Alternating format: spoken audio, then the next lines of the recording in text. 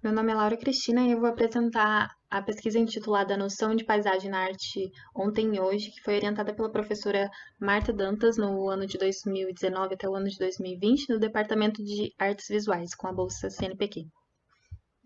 A nossa pesquisa visou entender o conceito de paisagem, qual foi o percurso histórico dele na arte, na cultura, tecendo reflexões a respeito de como a nossa percepção do espaço se dá e como que as obras de arte influenciam essa percepção. A gente investigou tanto os movimentos europeus, o trajeto da paisagem no Ocidente, quanto também especificamente na arte brasileira, para chegar nas dinâmicas contemporâneas.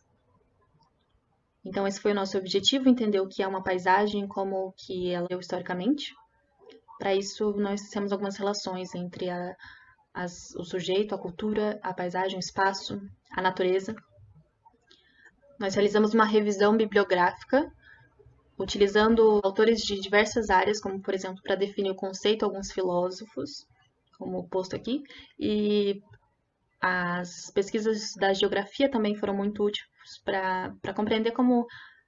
o nosso olhar é direcionado para o meio ambiente a partir de uma série de condicionamentos. Bifu Tuan foi um autor muito importante para entender essa dinâmica da percepção. Para entender o percurso histórico, partimos de alguns historiadores, até chegar nos artistas contemporâneos Olafur Eliasson, na Brigitte Bataille e no Márcio Diegues. Então a gente compreendeu como que nas sociedades pré-modernas a relação com a natureza era diferente. Não existia paisagem no sentido de que a contemplação era. Não havia contemplação da mesma forma como a gente contempla uma paisagem hoje. Não tinha um vocabulário, uma representação instituída direcionada para o gênero de paisagem, para a natureza, no sentido de que, por exemplo, nessa imagem a gente tem os elementos pictóricos semelhantes ao que vamos ter mais para frente, mas a paisagem, prestando bem atenção, ela é um elemento secundário. Ela ainda está sujeita às narrativas mitológicas, históricas, às cenas religiosas, ela é secundária. Mais adiante, a gente vai começar a ter essas representações,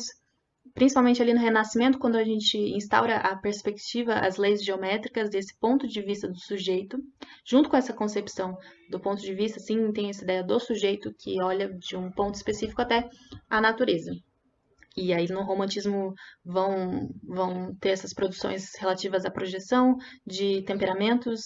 e percepções assim na paisagem, que é o que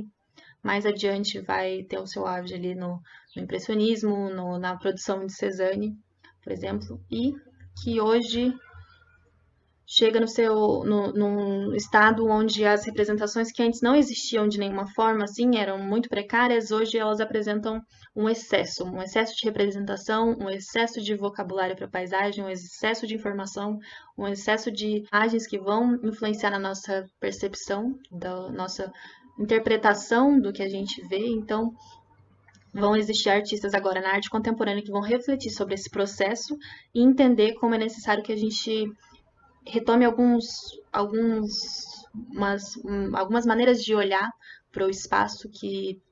sejam relativas a uma experiência mesmo. Então, eles vão se voltar para a instalação, é uma característica da arte contemporânea, vão sair da contemplação e o Olafur Eliasson, por exemplo, ele vai fazer essas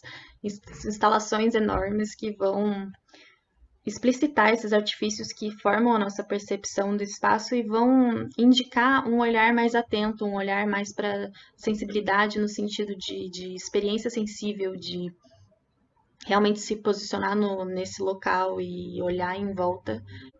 E não só vivenciar a realidade a partir dessas concepções mais racionais, objetivas, utilitárias que fazem parte do nosso cotidiano e que às vezes impedem que a gente tenha um olhar um pouco mais atento. Essa foi a nossa conclusão, assim, que a nossa percepção ela é influenciada pela arte, então a arte contemporânea, reconhecendo esses aspectos, ela pode dar novas maneiras do sujeito investir no mundo, habitar o mundo e se posicionar, trazer novas soluções para essa relação.